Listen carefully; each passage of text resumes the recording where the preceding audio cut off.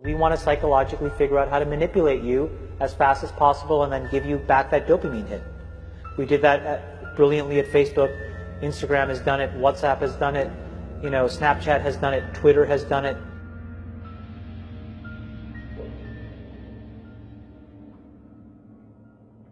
Tell us, I love that analogy you made on 60 Minutes about the slot machine. Yep. That the phone is really a slot machine, and every time people are checking, they want to get some sort of goose. I mean, it's built into our brains a variable schedule reward. So if you pull a lever and sometimes you get a reward and sometimes you don't, sometimes you get a reward like you're invited to the Bill Maher show, and sometimes you pull your lever and you get a newsletter on an email you want to throw away, it makes it addictive. And so everything about our phone accidentally becomes a slot machine, because it could be a text message from someone you love, or it could be nothing.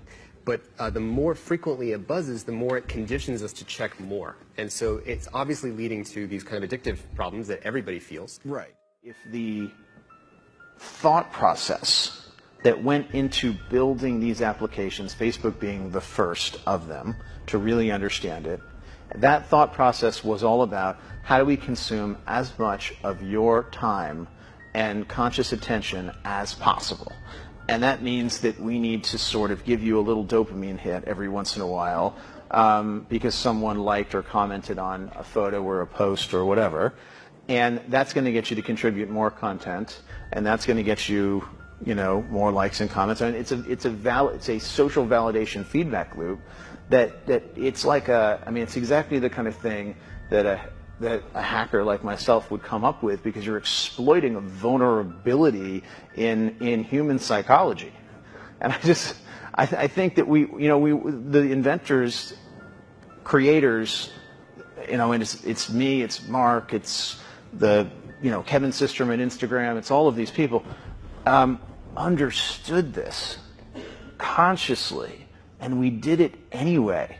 What are some examples of apps that people use on a pretty regular basis, and ways that these companies are drawing this in?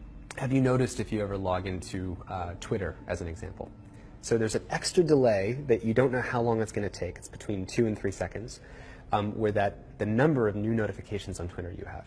So why is that there?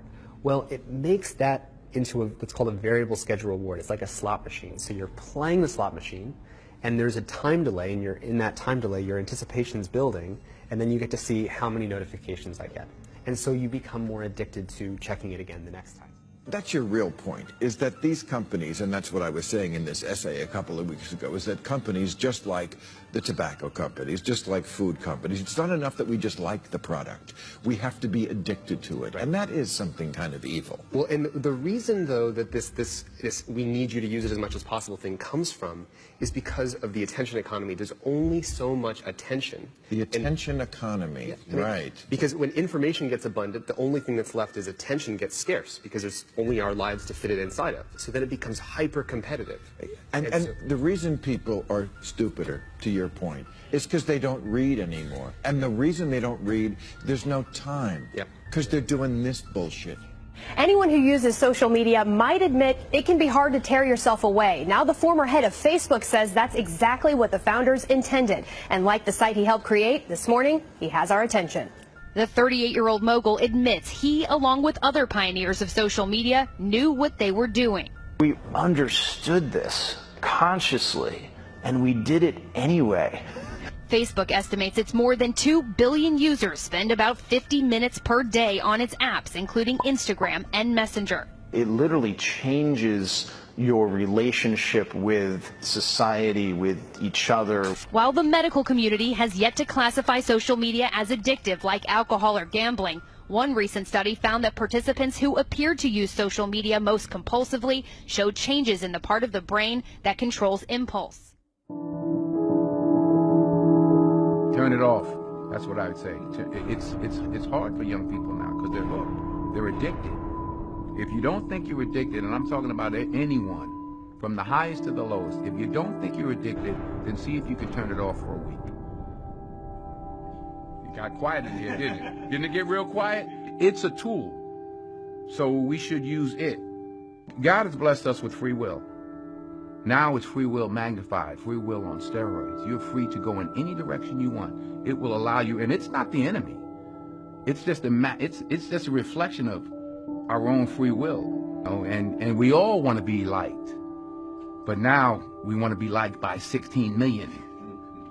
And will now some of us do anything to be liked. We used to do anything to be liked, but it was by the person in front of you. Now it's to be liked by 16 million people that you don't know. We have to ask ourselves, what is the long-term, if not the short-term effect of too much information? People like to share. After all, we are social animals. But somehow the age of social media has got us sharing more and more, no matter how uninteresting it might be. Even though we know every post gives marketers more and more information about us. So, why do we do it? And could we stop ourselves even if we try? We have created tools that are ripping apart the social fabric of how society works. That is truly where we are. And I would encourage all of you, as the future leaders of the world, to really internalize how important this is. If you feed the beast, that beast will destroy you. If you push back on it, we have a chance to control it and rein it in. And it is a point in time where people need to hard break from some of these tools and the things that you rely on. The short-term dopamine-driven feedback loops that we have created are destroying how society works. No civil discourse, no cooperation, misinformation, mistruth, and it's not an American problem. This is not about Russian ads. This is a global problem. Today, wherever we go, we're inevitably surrounded by fellow citizens staring into their phones, as we usually are too. So the goal is to keep us on our devices longer. Why?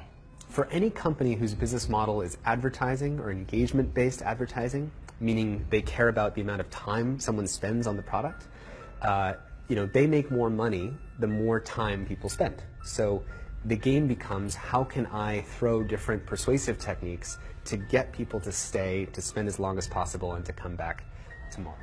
Today we live in a world now where it is easy to confuse truth and popularity.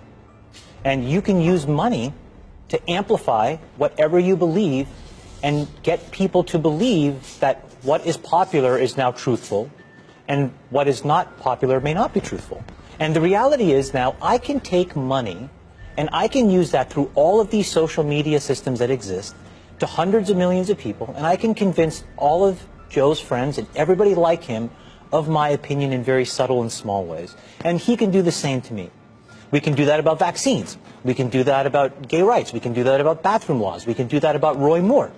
And so I think the question we have to ask ourselves is, how do we live in a world where this is now possible? So how do we prevent social media from not being a delivery system for fake news? Because Hillary Clinton was out talking about this week. She said the other side was using content that was just flat out false and delivering it in a very personalized way. Yeah. If you look at Facebook, the vast majority of the news items posted were fake. What do we do about this? Well, I mean, so the thing is, there's this myth that technology is neutral, that it's up to us to choose how we use it. Therefore, these platforms are not responsible. It is not true. Because not true. Because right. These companies, not because they're evil, but they need to get as much attention as possible. They're evil. So if something that is sensational, something is sensational, they have to show you the sensational thing that gets more attention than if they showed you complex things that got less attention. They have to, and anybody who runs a website or knows this. What all of these systems do, every single one, is it exploits our own natural tendencies in human beings to get and want feedback. And that feedback, chemically speaking, is the release of dopamine in your brain. And so what these feedback loops do, and they exist everywhere, in Call of Duty, in other video games, in social networking sites, they get you to react. And I think that if you get too desensitized and you need it over and over and over again, then you become actually detached from the world in which you live. You become callous, you become crude. And you live in front of your screen.